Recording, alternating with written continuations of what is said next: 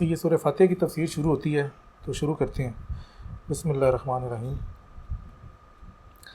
اچھا، اس تفسیر میں اب شیخ نے باقی اور نکات بھی بیچ میں ڈالے ہیں، ہم اس میں سے سلیکٹڈ چیزیں اٹھاتے ہیں تاکہ وہ بات واضح ہو۔ سب سے پہلے شیخ اکبر فرماتے ہیں کہ جی بسم اللہ جو ہے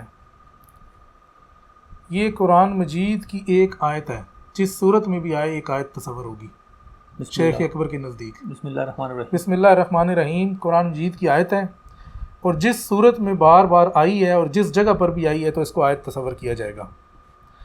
تو کہتے ہیں کہ جی اگر کوئی یہ بندہ اعتراض کرے کہ جی بسم اللہ قرآن مجید کی آیت نہیں ہے، یہ دیکھیں تو ہر صورت میں پہلے آ جاتی ہے، تو یہ تو تکرار ہوگی نا، پھر تکرار اتنی دفعہ جتنی صورتیں اتنی دفعہ آئی، صرف سوائے ایک سورہ توبہ کے کہ اس میں نہ آئی۔ تو شیخ اکبر اس کا جواب دیتے ہیں کہ جی دیکھیں قرآن مجید میں حضرت آدم کا قصہ، حضرت موسیٰ کا قصہ، وہ بھی تو تکرار سے کتنی دفعہ آیا ہے، تو آپ یہ تو نہیں کہیں گے کہ ایک دفعہ آیا تو بس ٹھیک ہے، تو اگلی دفعہ آیا تکرار ہوگی کہ یہ صحیح نہیں ہے۔ تو کہتے ہیں یہی دیکھیں کہ انبیاء کا ذکر کتنی دفعہ آیا ہے، جنت دوزخ کا ذکر کتنی دفعہ آیا ہے، تو وہ بھی تکرار ہے۔ تو کہتے ہیں کسی بندے نے یہ تو نہیں کہا کہ جی وہ قرآن مجید نہیں ہے، انبیاء کا ذکر اور یہ ساری چیزیں۔ تو اسی طرح اگر وہ قرآن مجید کا حصہ ہے تو بسم اللہ بھی ہمارے نزدیک بے شک اس میں تکرار ہے، لیکن یہ قرآن مجید کا حصہ ہے اور قرآن مجید کی آیت ہے۔ آگے انہوں نے کچھ کہا ہے کہ جی فقہی مذاہب کے حوالے سے بات کی ہے کہ یہ سورہ فاتحہ کی جو بسم اللہ ہے کیا اس کو سورہ فاتحہ کے ساتھ پڑھنا ضروری ہے یا نہیں، مختلف لوگوں کی بات کی ہے۔ وہ کہتے ہیں جی امام ابو حنیفہ اور امام ثوری جو ہیں ان کے نزدیک یہ ہے کہ یہ مطلب سری طور پہ پڑھی جائے گی ہر رکعت میں بسم اللہ بھی، جب نماز پڑھتے ہیں سورہ فاتحہ پڑھتے ہیں نا تو اس کے ساتھ بسم اللہ بھی پڑھی جائے گی۔ تو امام شافعی نے کہا ہے کہ جی یہ جہری طور پر پڑھی جائے گی، جاری نمازوں میں جاری طور پہ اور سری نمازوں میں سری طور پہ پڑھی جائے گی، اور امام شافعی کی رائے بھی یہی ہے کہ یہ قرآن مجید کی ایک آیت ہے۔ اسی طرح امام احمد بن حنبل کی رائے بھی یہی ہے۔ تو آگے فرماتے ہیں کہ بعض اقوال امام شافعی کے حوالے سے یہ ہیں کہ بسم اللہ ہر صورت میں آیت ہے، یہ مطلب ان کا ایک قول یہ بھی ہے، اور شیخ اکبر کہتے ہیں ہمارا بھی قول یہی ہے۔ اب کہتے ہیں جہاں تک نماز میں، اب یہ تو بسم اللہ کی بات ہوگی نا، اب اس کے بعد سورہ فاتحہ پہ آتے ہیں۔ فرماتے ہیں کہ جی جہاں تک نماز میں سورہ فاتحہ کے پڑھنے کی بات ہے، اب شیخ اکبر یہاں پر چونکہ سورہ فاتحہ کی تفسیر تو بعد میں کریں گے، وہ پہلے وہ اس سے ریلیٹڈ کچھ چیزیں جو نہیں ہیں وہ بیان کر رہے ہیں۔ کہتے ہیں جہاں تک نماز میں سورہ فاتحہ کے پڑھنے کی بات ہے تو اللہ تعالیٰ فرماتا ہے کہ فَقْرَؤْا مَا تَيَسَّرَ مِنَ الْقُرْآنِ، کہ قرآن مجید میں ہے کہ جتنا آسانی سے قرآن پڑھ سکو پڑھو، ایک آیت ہے شیخ اکبر اس سے استدلال کر رہے ہیں۔ آگے فرماتے ہیں جی کہ ابن عمر سے روایت ہے کہ جی نماز جو ہے اس کے بغیر نہیں ہوتی، اور ابن عباس سے روایت ہے کہ جی یہ یعنی کہ سورہ فاتحہ جو سری نمازیں ہوتی ہیں اس میں نہ بھی پڑھی جائے تو ٹھیک ہے۔ اسی طرح جی امام شافعی سے روایت ہے کہ سورہ فاتحہ ہر نماز کی ہر رکعت میں پڑھی جائے، اور امام مالک سے بھی مشہور روایت یہی ہے۔ اور ایک اور روایت یہ ہے کہ جی سورہ فاتحہ جو 4 رکعتیں نمازیں ہوتی ہیں اس میں پہلی جو 2 رکعتیں ہیں اس میں پڑھی جائے، اور باقیوں میں نہ بھی پڑھی جائے تو ٹھیک ہے۔ تو اور باقی کہہ رہے ہیں کہ حسن بصری اور فقہائے بصرہ کی روایت یہ ہے کہ 1 رکعت میں بھی پڑھ لی تو کافی ہے۔ ابو حنیفہ کی کہہ رہے ہیں کہ جی 2 رکعتوں میں آپ پڑھیں تو ٹھیک ہے، اور جو باقی 2 رکعتیں ہیں اس میں آپ تسبیح وغیرہ پڑھ لیں تو وہ بھی ٹھیک ہے۔ مطلب یہ انہوں نے شیخ نے بہت سے فقہا کے اقوال جو نہیں ہیں، کیونکہ نماز میں سورہ فاتحہ پڑھی جاتی ہے تو اس والے سے ذکر شرعی طور پہ جو اپنے فقہا ہیں انہوں نے کیا کیا اس میں، ہاں شرعی فقہا نے کیا بات کی ہے۔ اچھا اس کے بعد ابھی جو ہے نا یہ بسم اللہ سورہ فاتحہ کی تفسیر پہ شروع کرتے ہیں۔ تو شروع ہوتی ہے جی بسم اللہ الرحمن الرحیم الحمد للہ رب العالمین۔ اچھا بسم اللہ میں کہتے ہیں کہ الاسم اللہ جو آیا ہے یہ اسم اللہ لذات کے لیے ہے، تو یہ ذات کے لیے، لیکن یہ یہاں پر بحیثیت اسم علم آیا ہے۔ اسم علم سے مراد وہ ہے کہ جو کسی بھی مطلب کسی پہ شخصیت پہ جو دلالت کرے، جس طرح تیرا نام ہمیشہ ہے تو یہ علم ہے کہ تیرے پہ دلالت کرتا ہے۔ تو شیخ فرما رہے ہیں کہ بسم اللہ میں جو اللہ آیا ہے وہ اس میں علم آیا ہے کہ وہ اس ذات کے اوپر دلالت کر رہا ہے کہ جس کی تمام صفات ہیں، یا جس کے لیے کمال ہے اور جس کے لیے جلال ہے، ٹھیک ہے۔ باقی شیخ نے کہا ہے کہ جی اسم اللہ کی جو باقی تفصیل ہے وہ یہاں پر مطلب وہ اس میں کافی اختلاف بھی ہے اور لمبی چیزیں ہیں، ہم یہاں پر وہ بیان نہیں کرتے۔ ویسے شیخ اکبر نے اسم اللہ کے اوپر ایک پورا رسالہ لکھا ہوا ہے کتاب الجلالہ، تو وہ اگر کوئی پڑھنا چاہے تو اسم اللہ کی جو تفسیر ہے یا جو تفصیل شیخ اکبر بیان کرتے ہیں وہاں پر دیکھی جا سکتی ہے۔ اس کے بعد ہے جی الرحمن الرحیم، یعنی کہ بسم اللہ الرحمن الرحیم۔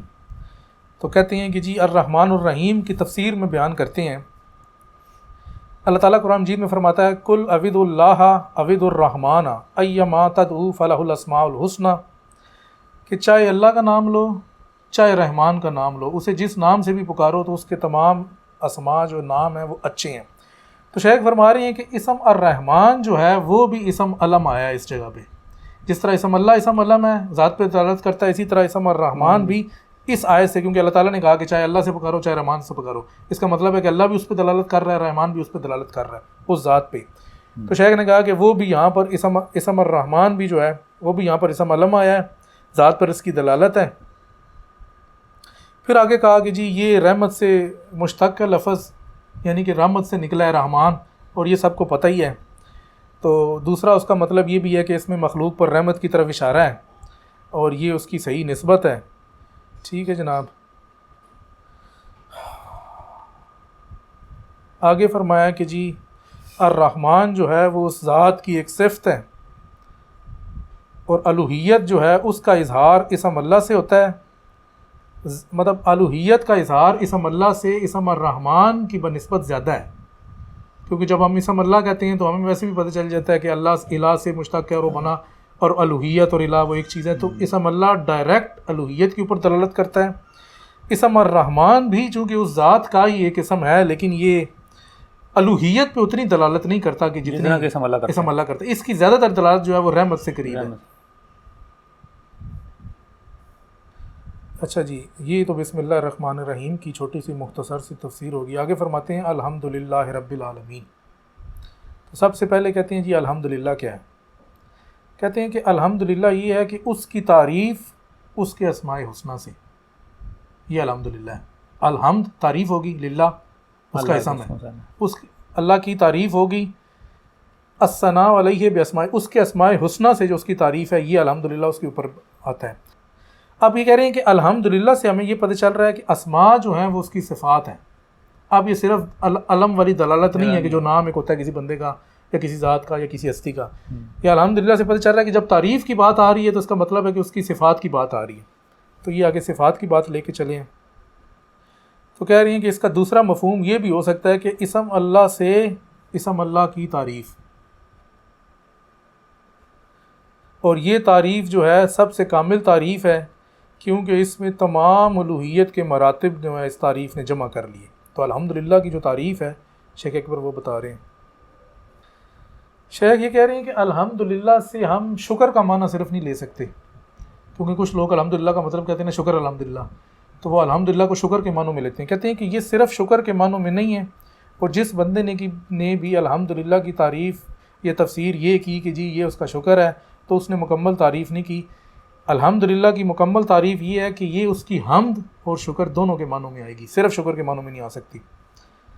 تو آگے نماز میں جو حدیث بھی ہے اس میں ایک حدیث قدسی ہے کہ جس میں اللہ تعالیٰ فرماتا ہے کہ جی جب میرا بندہ نماز میں پڑھتا ہے کہ الحمدللہ رب العالمین، تو اللہ تعالیٰ فرماتا ہے کہ میرے بندے نے میری حمد کی بیان کی۔ تو شیخ فرماتے ہیں کہ یہاں پر اللہ تعالیٰ نے یہ نہیں کہا کہ میرے بندے نے میرا شکر کیا، تو اس وجہ سے حمد کی تعریف، حمد کا مطلب حمد ہی لیا جائے گا، شکر صرف شکر نہیں لیا جا سکتا۔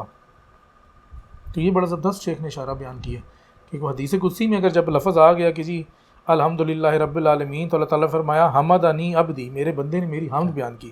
تو حمد چونکہ ثنا ہے، تو اس وجہ سے شیخ کہہ رہے ہیں کہ یہاں پر اس کا مطلب بھی حمد ہی لیا جائے گا، صرف شکر مطلب نہیں لیا جا سکتا۔ چلیے آگے چلتے ہیں۔ اس کے آگے ہے رب العالمین۔ الحمدللہ تو ہو گیا، اب رب العالمین کیا ہے؟ یہاں پر شیخ پہلے تو رب کی تعریف کر رہے ہیں نا۔ رب العالمین میں کیا ہے؟ رب کے مطلب میں کیا ہے کہ مصلح العالم، عالم کی اصلاح کرتا ہے۔ اور کہتے ہیں کہ یہاں پر جو عالمین کا لفظ ہے، عالمین، عالمین سے مراد ما سوا اللہ ہر چیز آ جاتی ہے۔ مطلب کوئی پوچھے نا کہ عالمین کو ہم کیا لیں گے، تو شیخ کے بقول اسم اللہ کے ما سوا جو کچھ ہے وہ عالم کی تعریف میں آئے گا، وہ عالم ہے، اور اللہ تعالیٰ جو نہیں ہے اس کا رب ہے۔ تو رب العالمین یعنی کہ ما سوا اللہ تمام مخلوقات کا رب۔ رب کن معنوں میں آتا ہے؟ مصلح، اصلاح کرنے والوں کے، مربی، پرورش کرنے والوں کے معنوں میں آتا ہے، سید، آقا کے معنوں میں آتا ہے، مالک کے معنوں میں آتا ہے، ثابت کے معنوں میں آتا ہے۔ یہ 5 شیخ نے اس جگہ پر بھی بیان کیے ہیں، اور یہ جو رسالہ ہے رسائل میں جو ہے اس میں بھی یہی 5 معنی رب کے بیان کیے ہیں.